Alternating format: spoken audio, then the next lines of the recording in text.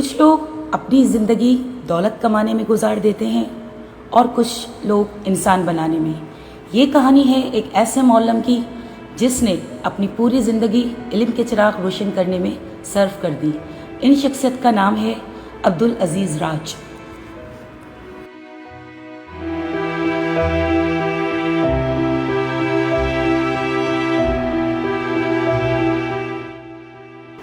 انیس سو 80 سے شروع ہونے والا یہ سفر آج بھی اسی جذبے، اسی دیانتداری اور اسی خلوص کے ساتھ جاری ہے۔ 4 دہائیوں سے زیادہ عرصے پر محیط تدریسی زندگی میں انہوں نے بے شمار طلباء و طالبات کو علم کی روشنی عطا کی۔ ان کے لیے تدریس صرف ایک پیشہ نہیں بلکہ عبادت اور قوم کی خدمت کا ذریعہ رہی ہے۔ ایک عظیم استاد کی پہچان اس کی جائیداد سے نہیں بلکہ اس کے شاگردوں سے ہوتی ہے۔ استاد عبدالعزیز راج کی اصل دولت وہ ہزاروں شاگرد ہیں جن کی زندگیوں میں انہوں نے امید، علم اور کردار کی روشنی پیدا کی۔ یہی ان کی کمائی ہے، یہی ان کا سرمایہ ہے اور یہی ان کی پہچان۔ شاید آپ کو حیرت ہو، اتنی طویل تدریسی زندگی کے باوجود انہوں نے اپنی ذات کے لیے دولت جمع کرنے کو مقصد نہیں بنایا۔ آج بھی وہ نہایت سادگی کے ساتھ اپنی سائیکل پر اسکول جاتے ہیں اور واپس آتے ہیں۔ یہ منظر صرف ایک سائیکل کا نہیں بلکہ ایک ایسے انسان کی سادگی، قناعت اور بے لوث خدمت کی علامت ہے جس نے ہمیشہ علم کو دولت پر ترجیح دی۔ ایسے لوگ روز روز پیدا نہیں ہوتے، یہ وہ چراغ ہیں جو خود جل کر دوسروں کی زندگیاں روشن کرتے ہیں۔ استاد عبدالعزیز راج کی زندگی ہمیں یہ سبق دیتی ہے کہ سچی کامیابی دولت میں نہیں بلکہ اخلاص، دیانتداری اور خدمت خلق میں ہے۔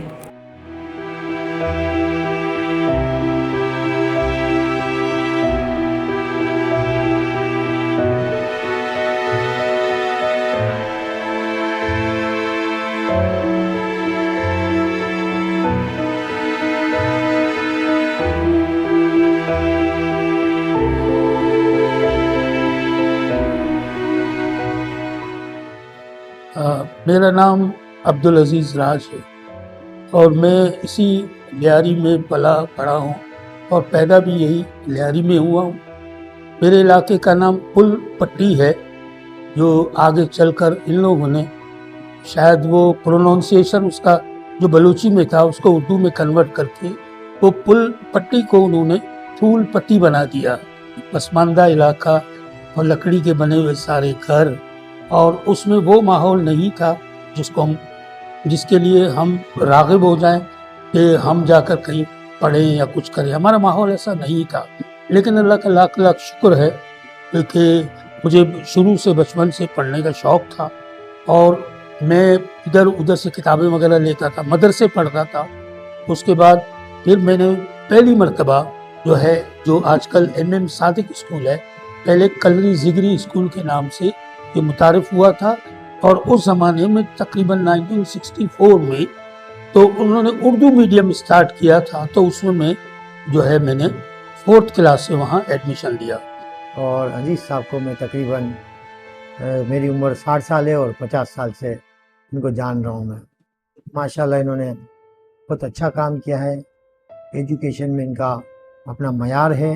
دوسری بات یہ ہے کہ انہوں نے اپنی زندگی میں صرف یہی کیا ہے کہ اپنے بچوں کو سنوارا ہے اور ان کو پڑھایا ہے، ان پر محنت کی ہے۔ اور اس زمانے میں ہمارے جو کلاس ٹیچر تھے وسیم، یہ نام ابھی بھی یاد ہے، وسیم صاحب تھے، لیکن ہمارے جو ٹیچر تھے وہ موسیٰ بلوچ صاحب بھی تھے، جو آج ماشاءاللہ وہ ایک لیجنڈ ٹیچر ہیں، انہوں نے بھی ابتدا وہیں سے کی۔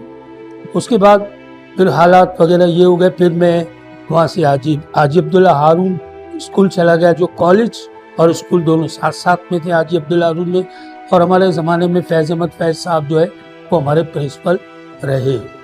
اللہ کا لاکھ لاکھ شکر ہے کہ وہاں کا تھوڑا ماحول ایسا اچھا ملا کہ مجھے اور زیادہ میری حوصلہ افزائی ہوئی، اور اللہ کے فضل و کرم سے میں نے وہاں سے میٹرک کلیئر کر لیا۔ پھر اسی کالج سے پھر اس کے بعد حالات ایسے ہوئے کہ پھر میں ڈاک لیبر بورڈ میں وہ جا کر میرا اپوائنٹمنٹ ہوا، یعنی ڈاک لیبر بورڈ میں بھرتی ہوا۔ جو اس زمانے میں جو میٹرک کرتا تھا تو اس کو فوراً نوکری مل جاتی تھی، پھر بدبختی یہ آئی 1979 میں جب ذوالفقار علی بھٹو کو انہوں نے پھانسی دی. وہ غلطی سے، چونکہ میں لیاری میں رہتا تھا، وہ یہی سمجھتے تھے کہ شاید میں بھی پیپلز پارٹی کا ہوں، مجھے بھی ڈاک لیول بورڈ سے انہوں نے فارغ کر دیا. اس کے بعد بے روزگاری عام ہوئی.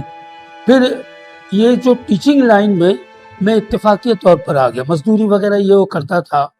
میں سلام پیش کرتا ہوں، آج بھی مجھے یاد ہے جو میرے استاد ہیں حسین بخش ہوت صاحب، تو ان کے پاس میں آیا کہ سر مجھے کوئی نوکری چاہیے. اس وقت مجھے ٹیچنگ کی نہیں، نوکری کی ضرورت تھی، لیکن انہوں نے میرے لیے یہ بندوبست کیا کہ اس زمانے میں مسجد اسکولوں کا وہ جو نیا کھلا تھا، تو حسین بخش ہوت صاحب نے جو ہے مجھے اس میں بھرتی کروا دیا. لیکن کچھ ہی عرصے بعد، کچھ ہی ٹائم بعد، تقریباً 10 مہینے بعد انہوں نے یہ کہا کہ آپ کی ایج زیادہ ہے، مجھے وہاں سے بھی نکال دیا گیا. لیکن میرے سر پہ یہ جنون تھا.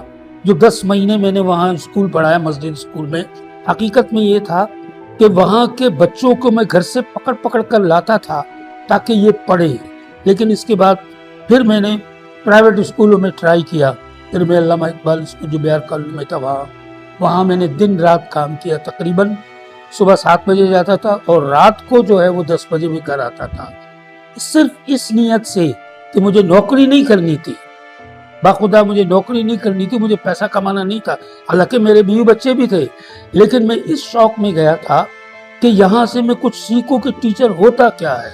ہم نے ایک بڑا وقت علامہ اقبال اسکول میں ساتھ میں گزارا، اور وہاں پر عزیز راج نے اس اسکول کے لیے ایک دعا لکھی، ایک نظم لکھی، جو آج بھی علامہ اقبال کے پرانے جتنے بھی اسٹوڈنٹ ہیں ان کے لبوں پہ آج بھی وہ سر، وہ شاعری، وہ نظم، وہ دعا یاد ہے.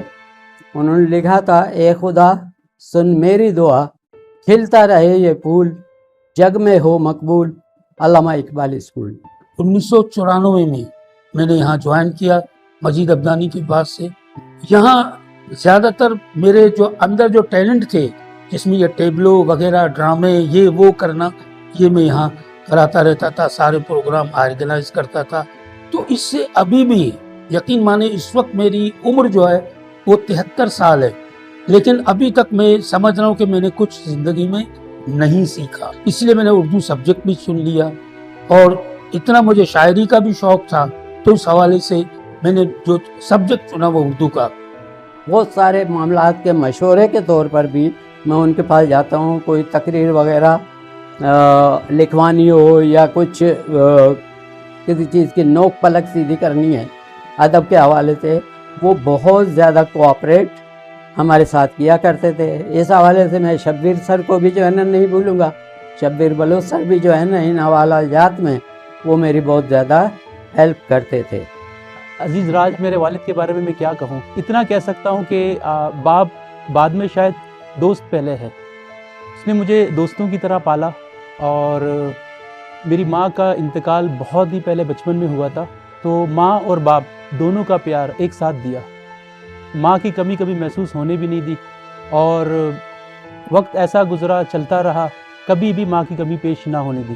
تعلیم کے حوالے سے ہر وقت ہمیں مارتے تھے، ہم سے لڑتے تھے، جھگڑتے تھے، صرف اسی لیے کہ کسی نہ کسی طرح بس تعلیم حاصل کرو. چونکہ میں نے پہلے بتایا کہ میرا فیلڈ جو ہے وہ ٹیچنگ کا ہے، اور وہ ٹیچنگ کے فیلڈ میں یہ بھی شوق ہوتا ہے کہ میں ٹیچنگ کیوں کر رہا ہوں، مجھے کرنا کیا ہے. میں اس وقت کہ مجھے سکھانا ہے.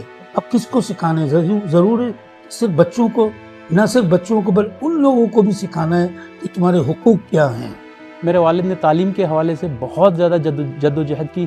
اپنی پوری لائف، جب سے جوانی سٹارٹ ہوئی تب سے لے کر ابھی بڑھاپے تک، صرف پڑھاتے رہے.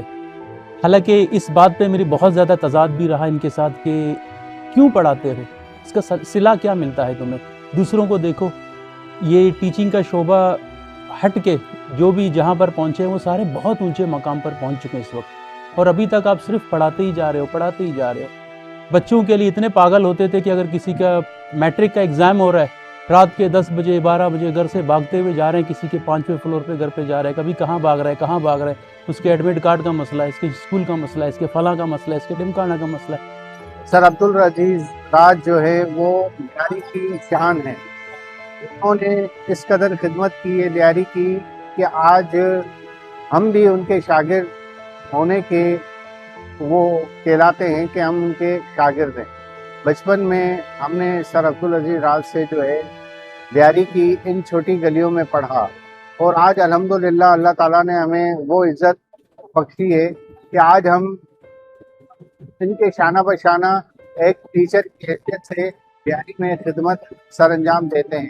ان کی شاعری کو ہر جگہ دیکھا جائے، میں خود کاپی کر کے استعمال کرتا تھا ہر جگہ، اور شاعر بھی بہت اچھے شاعر ہیں۔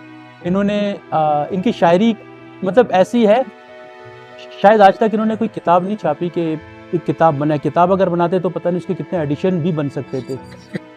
نہیں، وہ میں اگر چاہتا تو میں بھی اس وقت بہت بڑا میری آفس ہوتی، بہت بڑا اسکول ہوتا، سب کچھ ہوتا، لیکن یہ کہ کچھ حالات مطلب ایسے تھے کہ میں وہاں تک نہ پہنچا، شاید وہ میرا فیلڈ نہیں تھا۔ لیکن میرے پاس جو اس وقت آپ سائیکل دیکھ رہے ہیں، میرے لیے فخر کی بات ہے کہ اللہ کا لاکھ لاکھ شکر ہے، دولت اگر نہیں کمائی تو کم از کم عزت کمائی۔ 4 اگر بچے وہاں سے جاتے سلام کرتے، میرے لیے وہی انعام ہے۔ میری دولت وہی ہے اور میرا سب کچھ وہی ہے۔ سماجی حوالے سے اور سیاسی حوالے سے بھی ان کو ہم نے پرکھا ہے، ان کو ہم نے دیکھا ہے، ان کو ہم نے سنا ہے، تو ماشاءاللہ ہمارے لیاری کے موتیوں میں سے وہ ایک موتی ہیں۔ کون ہوتا ہے کب ٹھکانے میں ظلم اور بھوک کے زمانے میں؟ کون ہوتا ہے کب ٹھکانے میں ظلم اور بھوک کے زمانے میں؟ چھوڑ اپنی انا پرستی کو، چھوڑ اپنی انا پرستی کو، سر بلندی ہے سر جھکانے میں۔ ایک لمحے میں اجڑ جاتے ہیں، ایک لمحے میں اجڑ جاتے ہیں، وقت لگتا ہے گھر بنانے میں۔ جتنا کرنا ہے ستم تم کر لو، جتنا کرنا ہے ستم تم کر لو، بڑا دمخم ہے اس دیوانے میں۔ راج ایک دل نشین چہرے نے، راج ایک دل نشین چہرے نے رنگ بکھرا دیا فسانے میں۔